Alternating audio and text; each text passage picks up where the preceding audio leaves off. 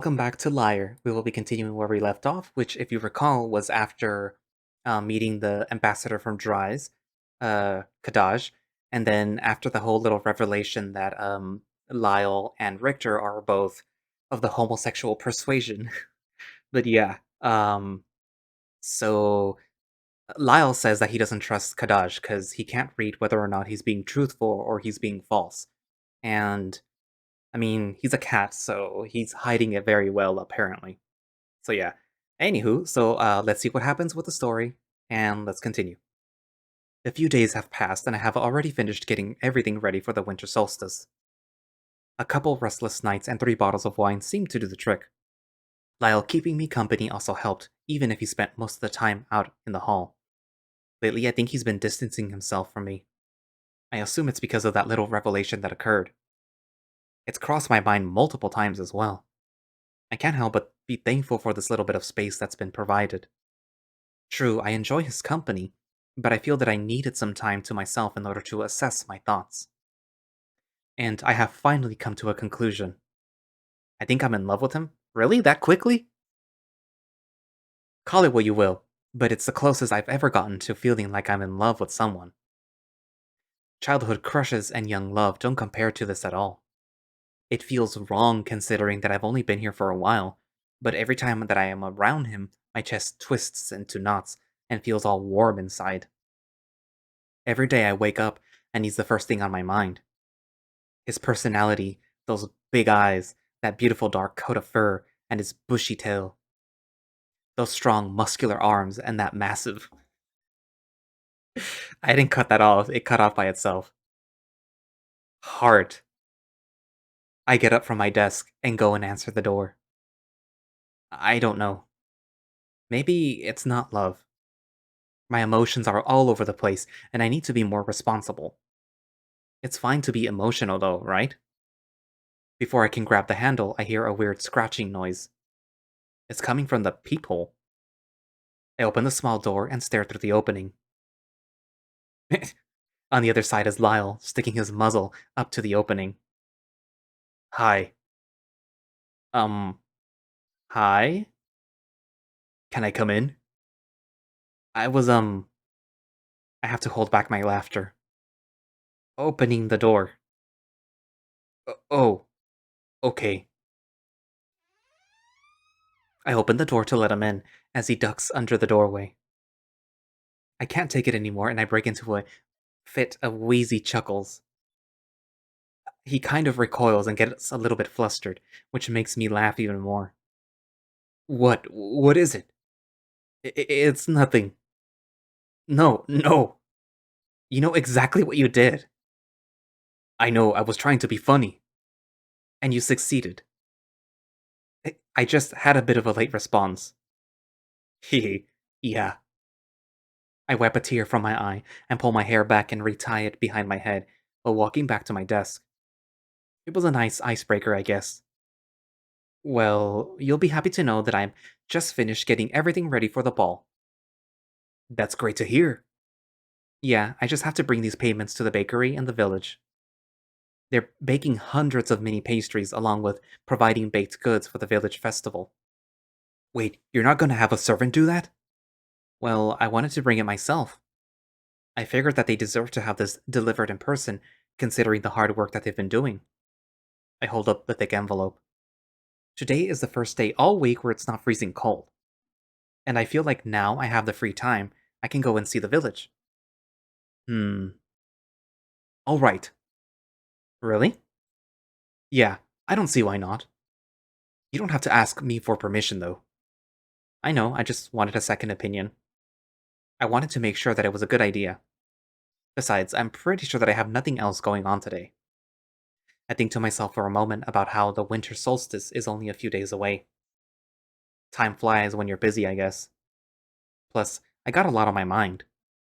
I'm actually free for the rest of the week, if what I have to go off is true. That's good to hear. Actually, I am a little excited to be able to show you around the town square. The village actually has a lot of history to it. I can imagine it now. A bustling town square with dozens of little shops and homes lining the street. I can honestly barely contain my excitement. I sure hope it does. I'll go get ready. I make my way across the room and dress myself in clothing that better suits going outside. It's very cold out and I don't want to freeze. Lyall is standing at the far side of the room. Is he watching me get dressed? When I'm pulling up my trousers, I turn my head to look in his direction. I think I see him quickly avert his gaze. He's not even staring at anything, he's just staring at the wall. I finish putting on my outfit and wrap the scarf around my neck.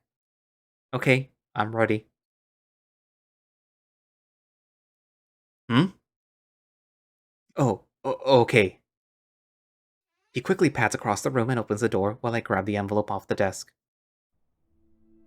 We step out into the hallway together and the brisk chill hits my face.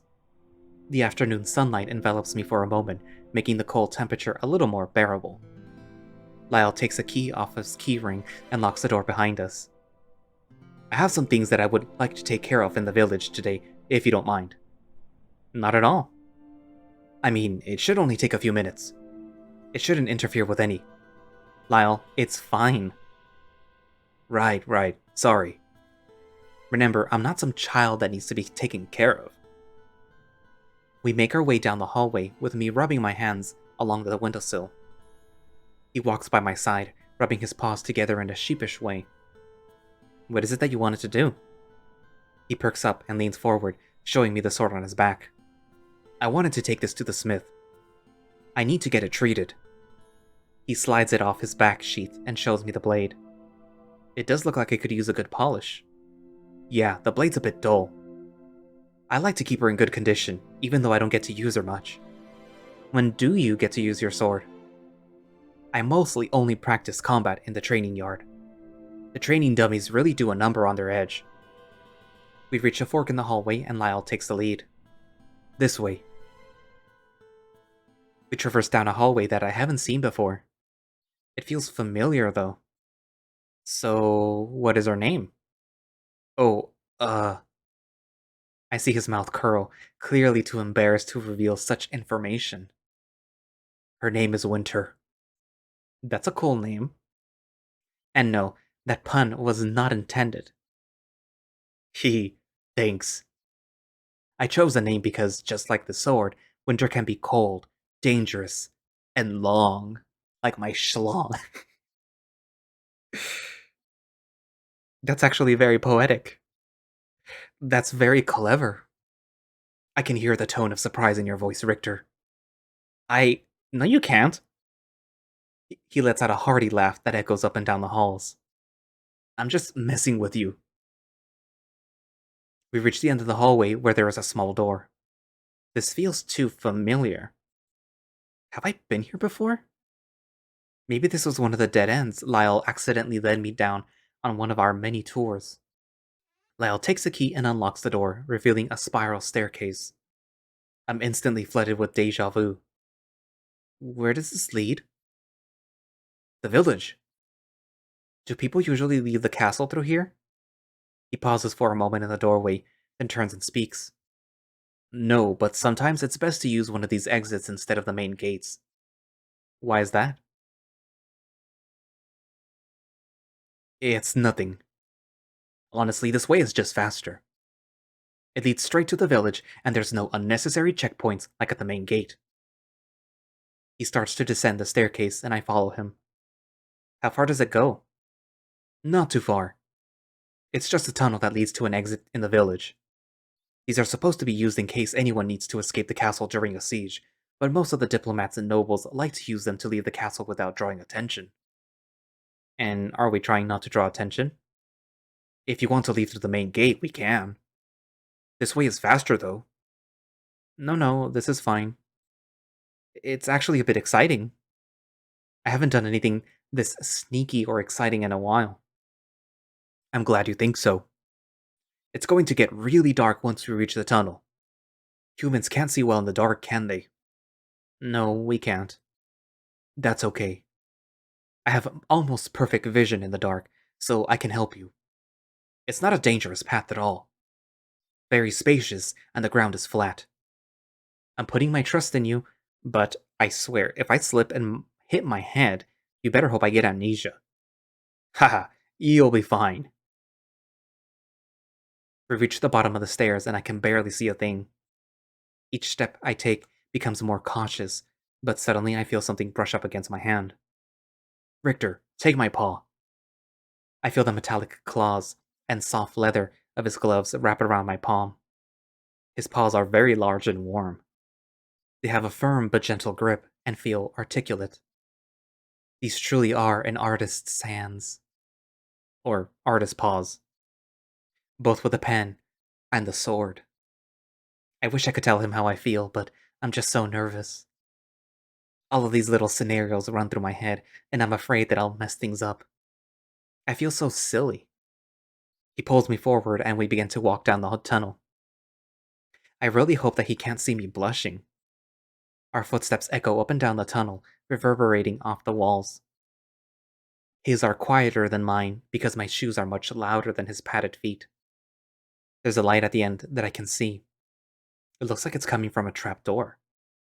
We eventually reach the small slit of light and hear the noise of Lyall's keys jingle. He unlocks the trapdoor and pushes it open. The light is blinding, but I can at least see the stairs. Lyall steps to the side and I make my way up. Well, that is really bright. I emerge into a side alley, and just around the corner is something that I've been longing to see for a very long time. It's just like how I imagined it would be. I mean, I had seen most of it from the high towers in the castle, but it is more beautiful up close. People are bustling about their daily business, going about their routine. Children seen holding their mother's paws while they shop for groceries, and merchants conducting their business outside of their shops. Horse-drawn carts make their way down the paved roads and pass each other in the neat, orderly fashion, circling around the fountain. The buildings are small and neat, stacked side by side, and their walls are painted with a cream color. The roof of each building shines in different shades of green and blue, the morning frost reflecting the sun off of each shingle in a majestic way. Flowers line the windows of some of the buildings, and leaves from the trees skate across the ground.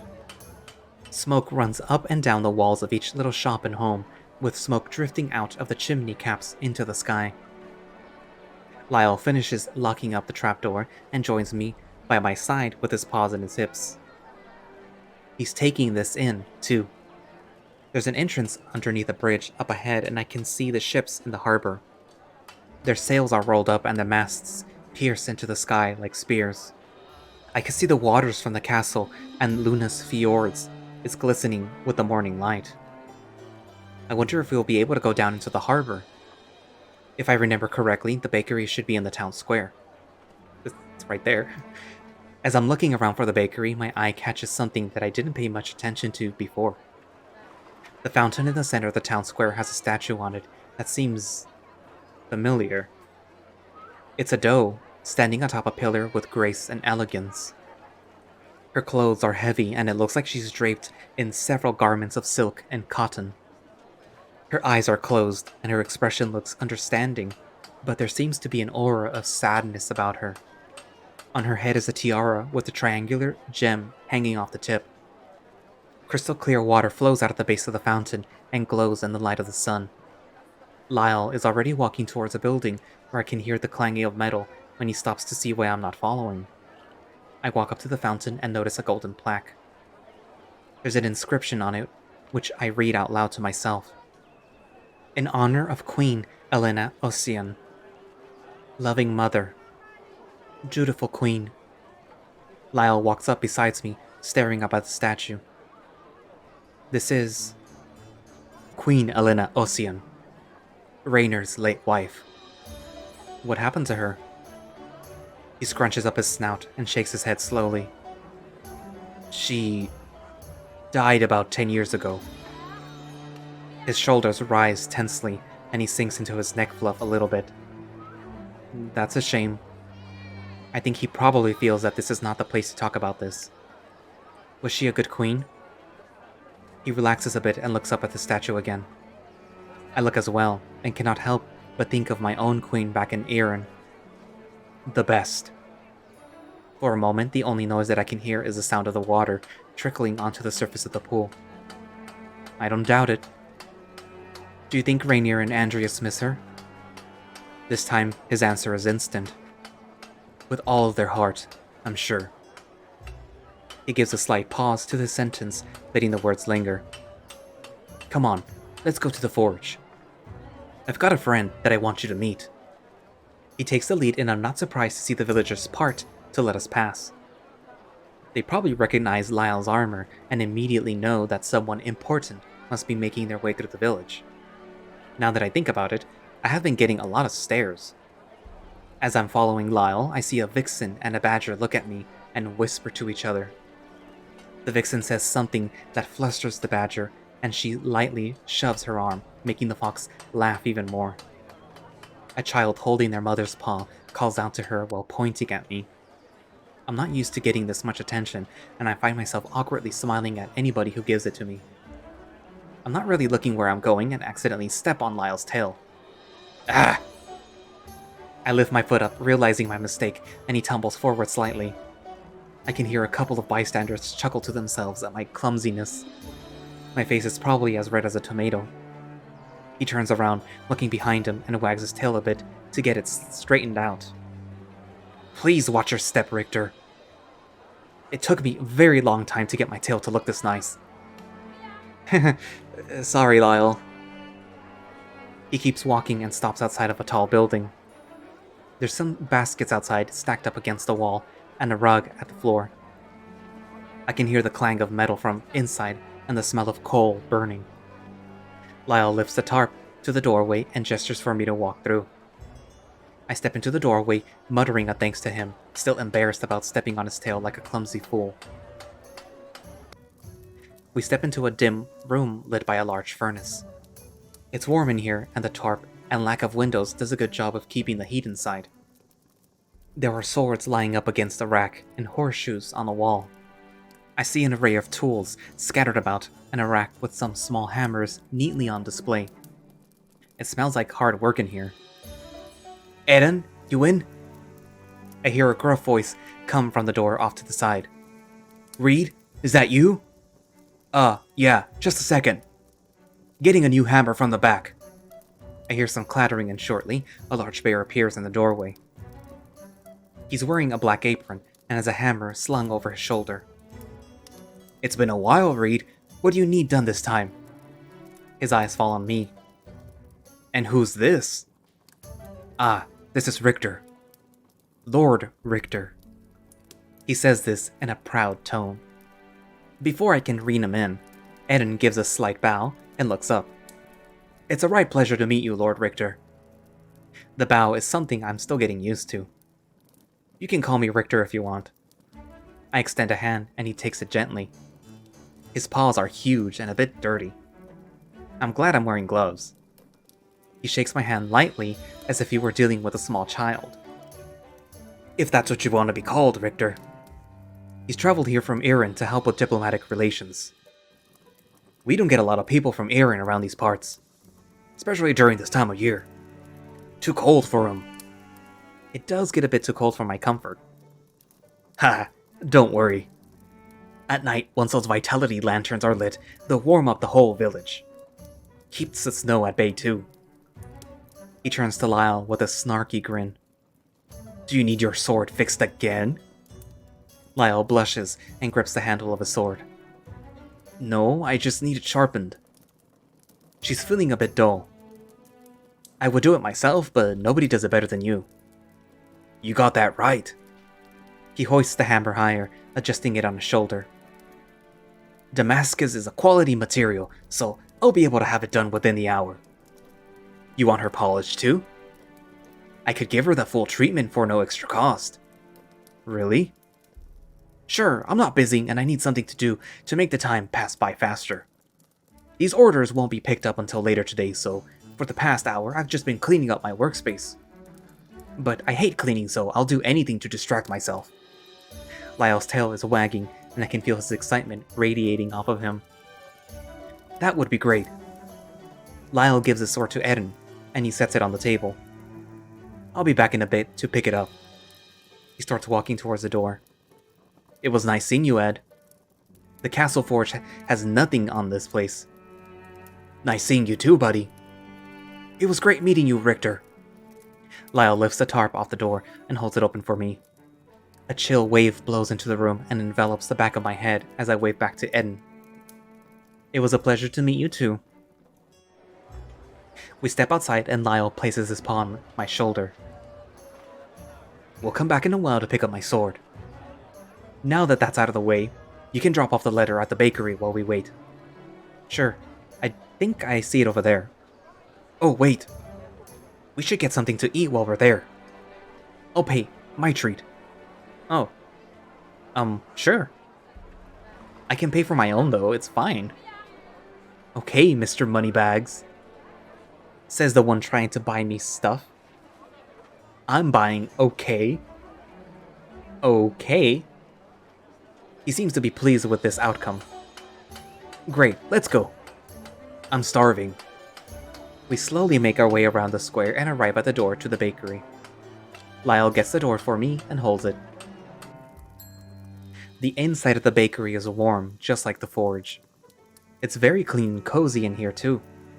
There's a small barn owl sitting behind the counter, dressed in an outfit covered in flour. She's surrounded by an array of baked goods. Weirdly shaped cookies, loaves of bread, pastries, cakes, and pies. I see a shelf stacked with sacks of salt, flour, and sugar for sale. There's more salt though, probably because it's really expensive. It smells wonderful in here too. I can smell stuff being freshly baked in the back. There's a raccoon couple sitting at one of the tables in the corner by the window. Lyall closes the door and we walk up to the counter. Hello, Charlotte. How are you doing today? Her black eyes beam back at Lyall as he steps up to the counter. There's a sense of warmth about her. Her feathers even make her look like a seasoned loaf of bread. Lyall, I haven't seen you in a couple of years. You look so grown up.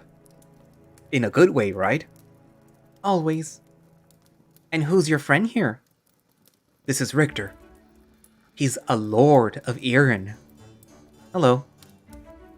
Oh my, the last time we had a lord in here was about 20 years ago. Well, what can I get you boys? Actually, I have a letter here for you. I place the letter on the counter and she slides it towards her with one of her gloves. This is for the goods you're preparing for the ball at the castle. If you take this to the banking guild and show it to them, then the crown will pay you in full for your service. Oh, thank you very much, Lord Richter. I'm glad that all of the hard work will pay off. John will be pleased to hear this. She tucks the letter under the counter. Now, you might have been here on the king's orders, but I know Lyall is here because of his stomach. Lyall is staring at the shelves with his tongue slightly hanging out. What can I get you to eat? I take a look at what's on the shelves and on the counter. There's a really nice plate of pastries on the shelf with little labels. I'll have a slice of blueberry pie. I see Lyall turn and look at me from the corner of my eye. I'll have an almond cream tart. John? A rotund wolf with red fur leans in the doorway. He was working by the stove while we were talking. Yes, ma'am? You hear that? Yes, ma'am, I did. I'll get that out for you folks in a few. John sets down what he was doing and reaches up to the shelf to prepare a slice of pie. That'll be 8 copper pieces. Oh, Lyall reaches behind him and pulls a small sack from off his belt. He reaches in and pulls out a shiny coin. Here's a silver. You can keep what's left. Thank you. While Lyall paid, John came out and placed the orders on the counter. Thank you very much. Thanks, Charlotte. You're welcome. You boys have a good rest of your day. You too. The pastry is the last bit of warmth left on my person once we go outside.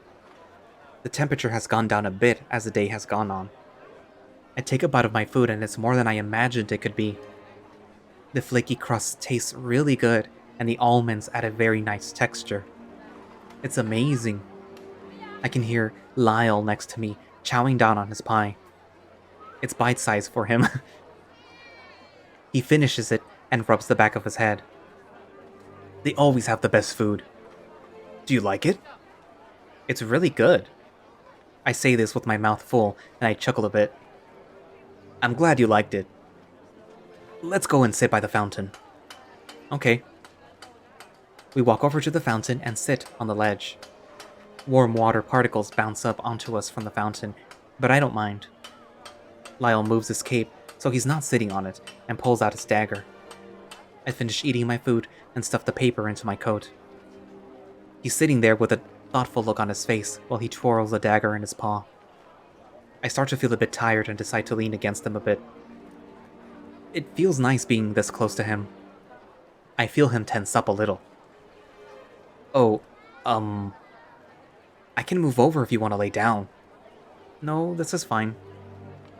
Okay. I can feel him start to calm down, and after a while, he leans into me too. His fur smells like coconut.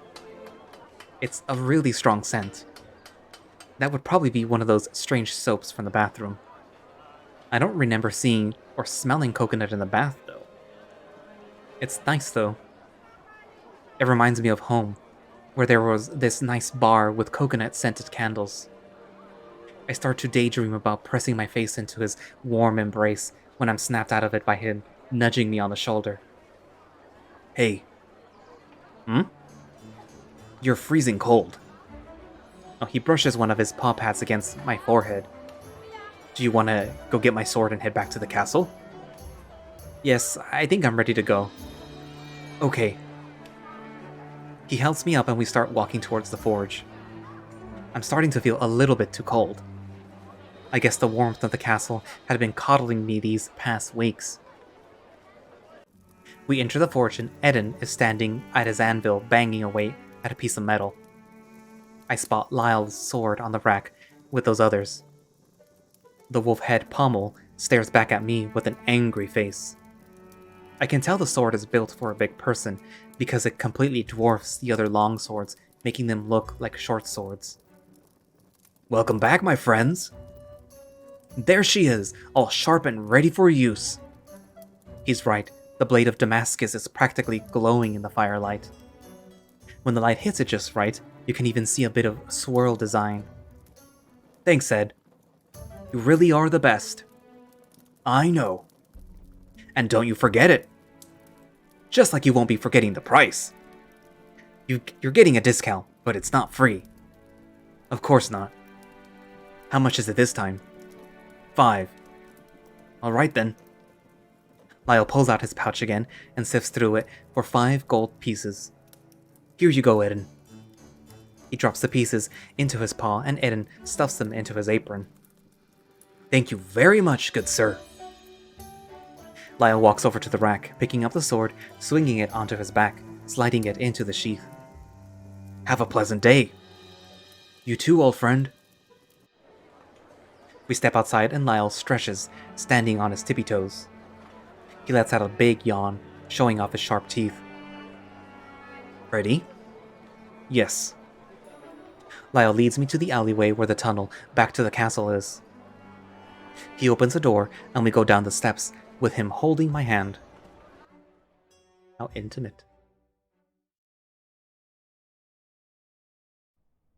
Once we go back, Lyall drops me off in my room and had to leave to do something. He said that he would be back around sunset, and if I wanted to go anywhere, to make sure that I stay safe and out of trouble. I assure him that I'm perfectly capable of taking care of myself. He knows this, but just wants to make sure that I'm okay. What would I need to be afraid of? I decide to go for a walk down the halls and maybe try to find someone to talk to. As far as I know, I don't have anything else planned for today, so I'm just trying to fill the boredom. I hear some voices coming up the hall after a while. Yes, I know that. Okay. Still, I just wanted to let you know that you have to let them heal for at least a day. I understand. I'm not an idiot. Of course, Your Highness. Once I turn the corner, I find it hard to keep a straight face. It's a very strange thing to see Andreas without his horns. It's also hard not to notice. Like if I chopped off all my hair. Prince Andreas? What on Tigran happened? What do you mean, what happened? I shed my antlers. Oh. I'm not entirely sure that's a normal thing. It is. Honestly, this answer just brings up more questions. I've heard that some species with horns will shed them, but I didn't think that this is what they meant. So this is normal? Of course it's normal. It happens every winter. And I would prefer that you not see me this way. So don't go blabbing to your lackey about this like it's some sort of hilarious joke. After his outburst, he pushes past me, continuing to walk down the hallway. Your Highness, I wouldn't. Leave scuttles behind him, trying to get some last words in. Now, remember, you need to rub the oil on your, horns once every day, and they should grow back in no time. I can't see his face right now, but I'm pretty sure Andreas is rolling his eyes. Of course, I'm sure with how healthy they were, they'll grow back even faster. Our prince always did have such beautiful horns. I rub the back of my head as I listen to Leaf desperately try to advise him. Andreas reaches the door to what I presume is his room. It's a large set of double doors with antler-shaped handles. And remember to... Andreas leans in the doorway of his room and pokes his head out. Thank you so much for your kind words of wisdom and compliments, Doctor.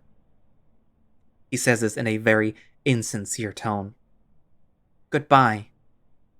He shuts the door on Leif, causing him to reel. Patting off his robe, he lets out a sigh of defeat and starts walking towards me. Why is he always like that? What do you mean?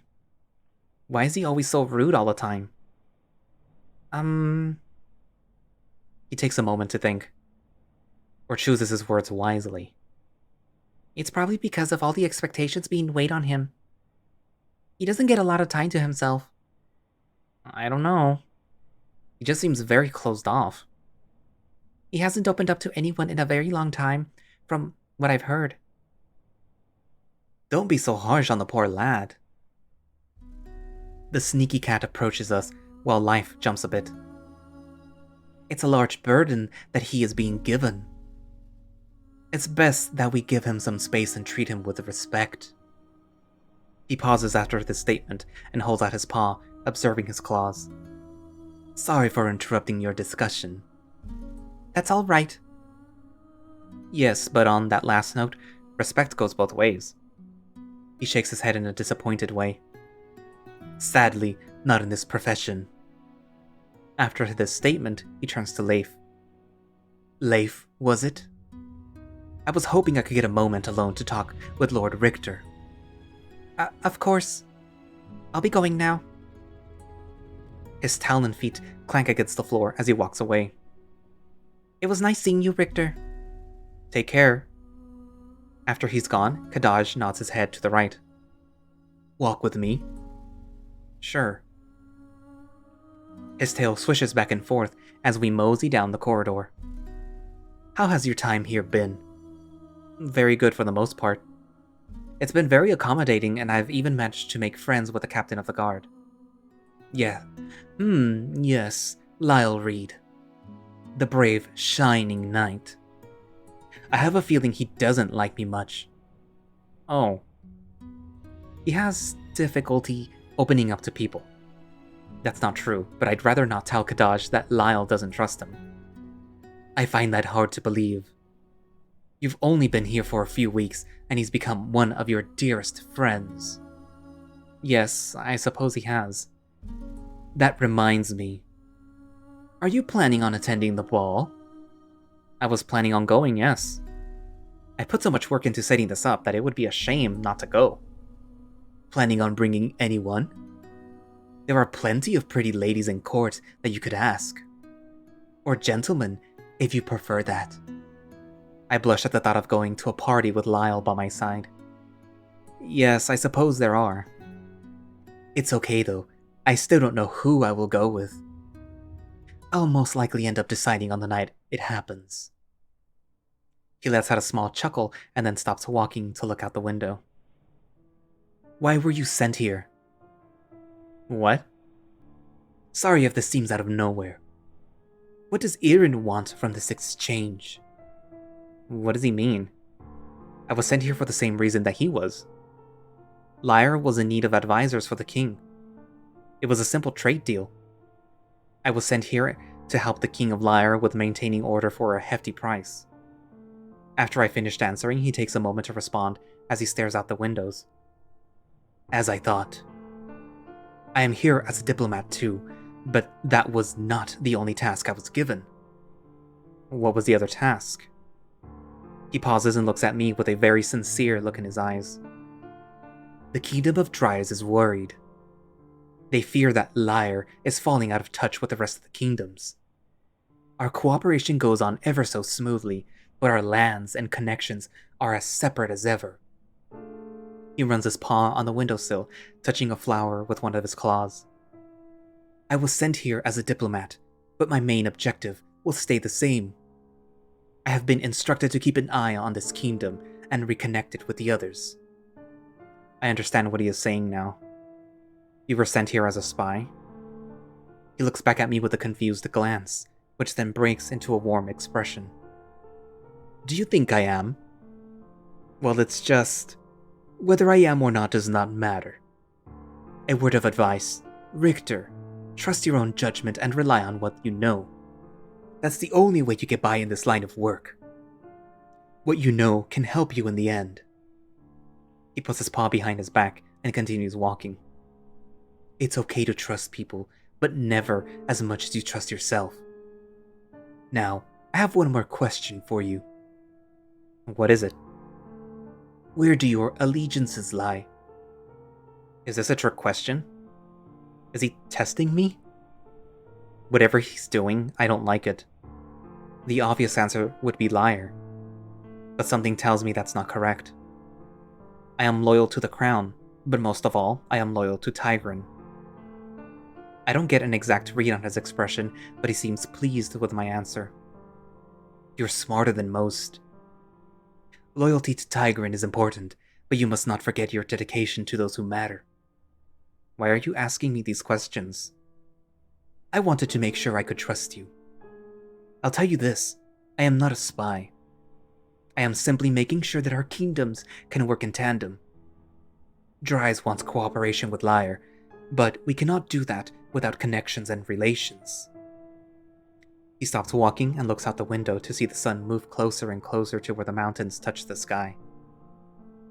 I fear that after this ball, things will be turning in an undesirable direction. What do you mean by that? There was a long silence before he speaks. Nothing. We shall cross the bridge once we get to it. There is a lot of work in store for us. He turns on his heel and slowly walks away. Oh, one more thing. What is it? You don't have to worry about the king finding out about this conversation. I won't say a word, and I'm sure you won't either. Correct? I don't see a reason why I should say anything. Lord Kadaj hasn't done anything wrong, necessarily. I would even say he's doing his job better because of it. I agree that our kingdoms need to be more tightly connected if we want to ensure stability. I have no reason to say anything. He smirks back at me. That's good to hear. Because if you did, it would be unpleasant for both of us. And it would most certainly make our jobs a lot harder. He says this with no malice in his voice. I think he means well. Oh, and if you were looking for the king, I saw him in the gardens. You'll want to go find him now, though. The sun will be setting soon. Thank you. Have a pleasant afternoon, Richter. Same to you. My mind wanders back to that question. Where do your allegiances lie? I'm not sure if I answer that question truthfully. My allegiances lie with whomever I am currently serving. They'll be the death of you. Like Kadaj said, I'll get to that bridge when I cross it. I just need to get through the rest of this week. I stroll through the courtyards and outdoor halls and make my way to the gardens. There's nobody here from what I can see, and the dying light of the sun casts a yellow hue over the grass. The pond is shimmering gold, and the leaves look like flakes of grass. I take a seat at the tree stump that Lyall sat on and stare into the water of the pond. My reflection is almost as clear as if I were staring into a mirror. A leaf falls onto the surface of the pond and creates a ripple that distorts my image. Fuck. What was that? I just felt a searing pain surge through my head for a split second. I bend over, lowering my head closer to the pond, trying to gather my senses. It's then that I have this weird feeling rush over me. My eyes drift onto the path. There's an area that I haven't been to yet. It's enclosed by some walls and towers. It looks like it leads to a very thick patch of brush. The chilly air brushes up against my body. I really should have brought a cloak or something. Standing up, I walk over to the edge of the pond and trail my hands along the side of the apricot tree. Leaning in the archway, I think to myself, why I'm even going back here. It feels like I'm being forced. I try not to think about it and just blame it on curiosity. It's then that I realize I can hear talking. Muffled and distant, but it's definitely a voice. Pain. Years. I can't really make out a complete sentence. The hedges twist and turn, and I find myself walking down a path that feels more like a hedge maze. After a minute of walking, the hedges start to fade out, and I can see the rolling hills and mountains off in the distance. What comes up next is a bit startling.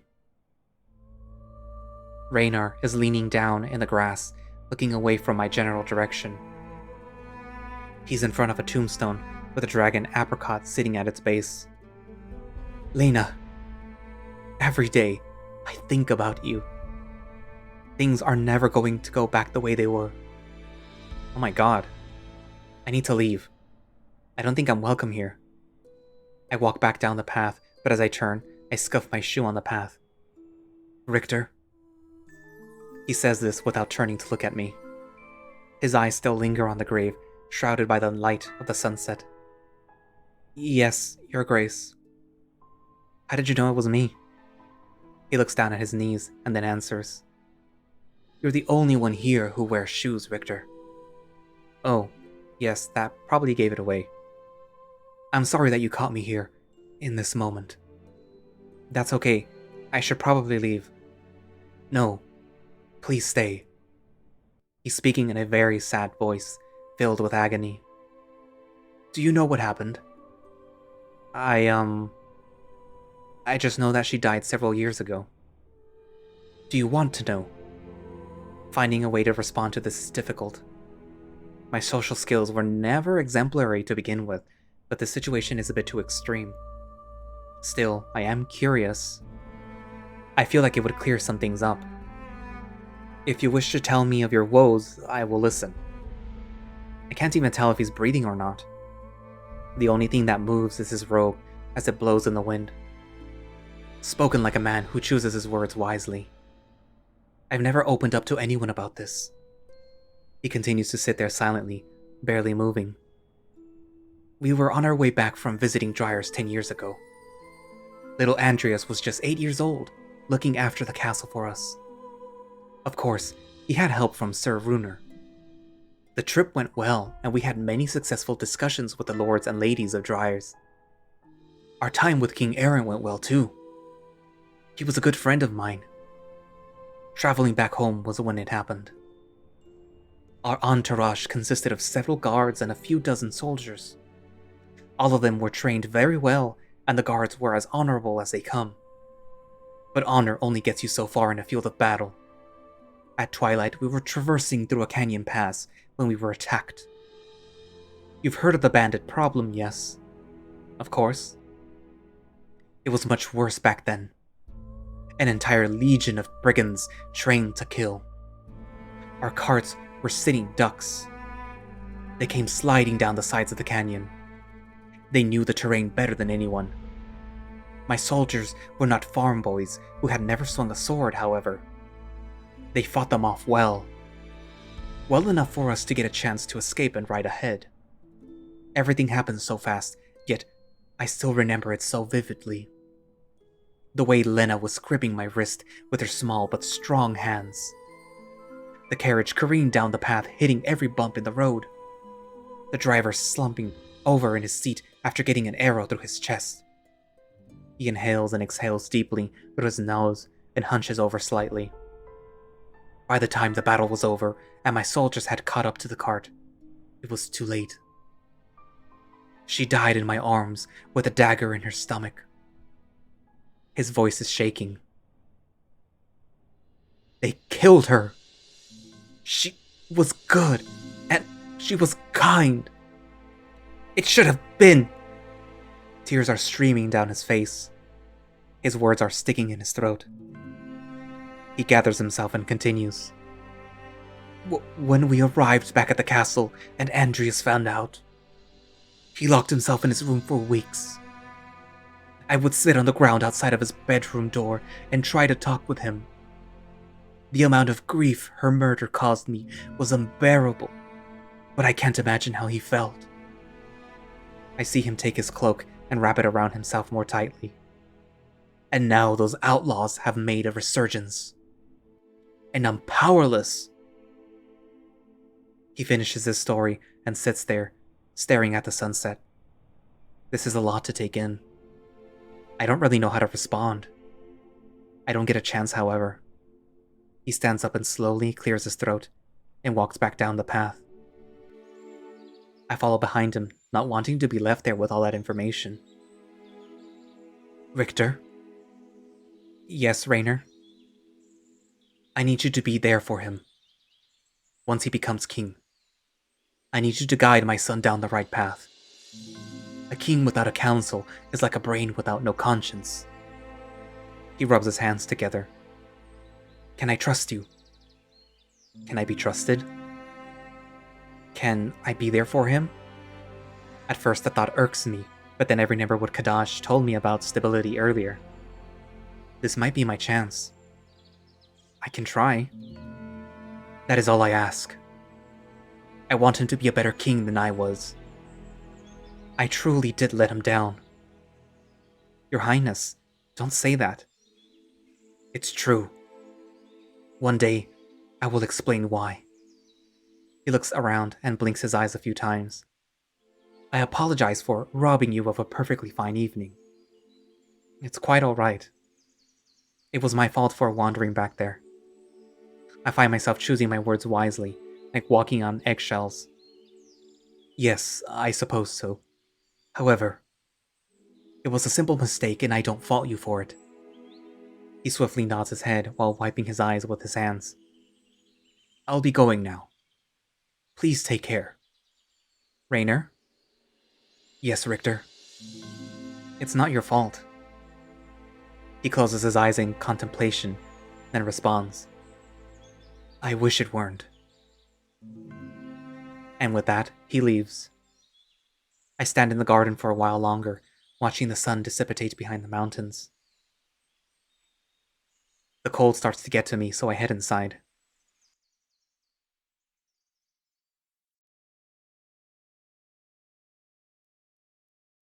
I've been sitting at my desk for the past hour thinking about the events of this afternoon.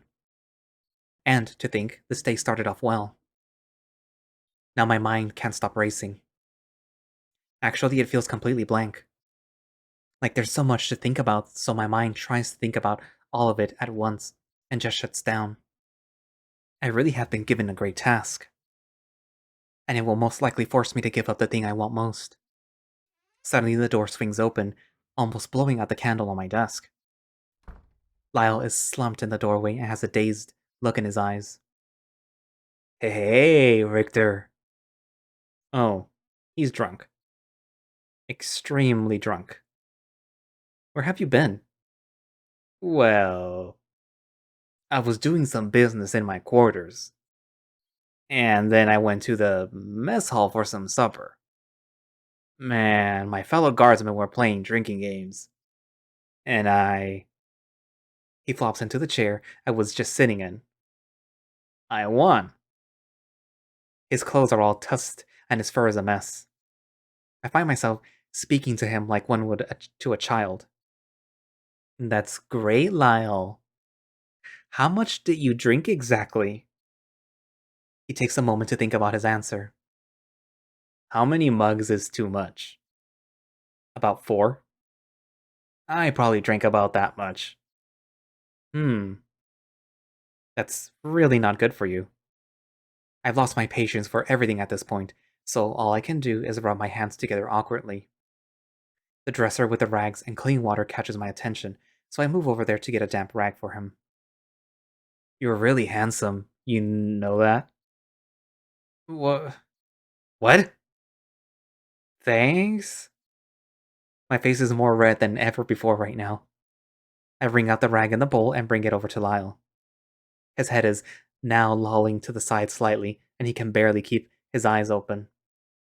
Humans are so pretty and difficult. Lyall? He passed out.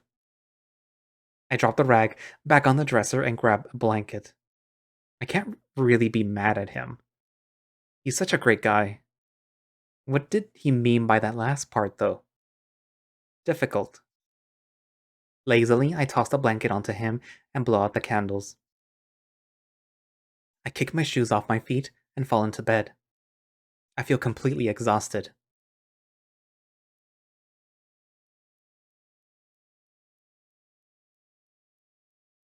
To be continued.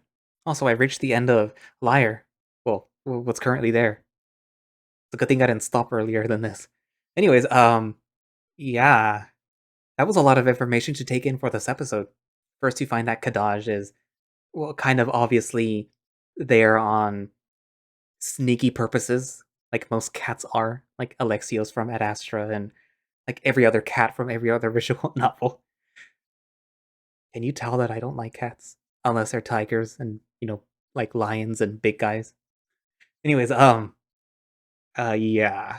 And also, we finally got to find out what happened to the queen of Lyre. And part of me feels that there's more to the story about what happened to her and what's happening with the bandits. I mean, we'll find out later, I suppose, but yeah, kind of feel like they reappeared on purpose. Like somebody kind of spurred them on to, you know, reappear, probably to make some trouble for the king of Lyre and then, to force stuff to happen. Better not end with him dying either, because I like the king so far. I like deers. I like characters with horns. My persona used to have a like bull horns before he turned into a hyena, and then I sort of retired that old persona. Anyways, yeah. So, what do you guys think is happening? What do you predict for the future of Lyre, the story, and the kingdom, and with um Lyall? Is he gonna like end up trying to romance Richter, or is it gonna be like, oh, pretend that didn't happen? It only happens when I'm drunk. Just pretend it didn't happen. Yeah. It was also nice to see Leif again because yeah, I, I expected him to appear more in the story. Like just keeping tabs on Richter. After the whole you know incident. But I guess he's like, well, the guy's healing already, so no need to check up on him anymore. Anywho, so I'm not forgetting anything else, right? I hope not. Anyways, actually, uh, the next story that I will be doing, in case nothing else decides to update anytime soon, will actually be Minotaur Hotel. And I'm forgetting who in the comments had asked if I was ever gonna had asked for me to do Minotaur Hotel, but then I told them like I didn't really like the story. But that was way back when it like first came out, I think. And I recently redid it just on a whim because I was looking through Itch and I was trying to find something to occupy myself with because I had free time, which I seldom ever do. And I saw the story again and I replayed it and I got like a little bit further than I did before, and I really liked it. And I haven't finished it obviously, or I haven't finished what's left there. So I decided that I'm gonna do it for YouTube. And yeah. So yeah, the next week, if this goes up on Friday of the first week of October, you can expect Minotaur Hotel. And yeah.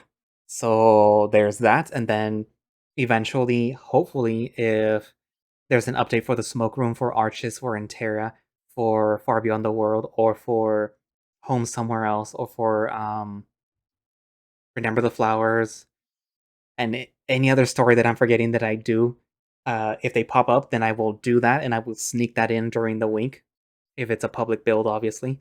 And yeah, so that's what you can expect for um, the week after this episode comes out. So, anyways, thank you all for watching slash listening. And if you would like to play Lyre yourself, there will be a link down in the description. If you would like to support the project, there will be a link down for their Patreon. And if you would like to follow the creator, there will also be a link down for their Twitter, where you, I'm assuming, will be able to find updates for when there's a next episode of Lyre. Or I'm not sure if they have a Discord.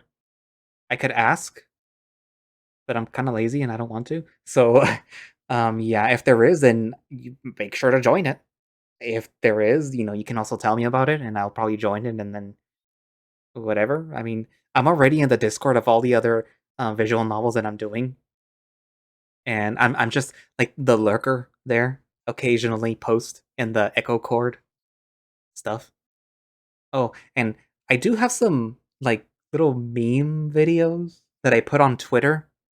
Like if you want to go find those, just look at my Twitter, which should be linked somewhere on the YouTube profile. But they're mostly about Echo, but there might be some for like the other visual novels that I do, and it's usually just voiceover stuff that's like a joke. So yeah. Anywho, I guess that's it for now, and I will see you guys in the next episode. Bye bye.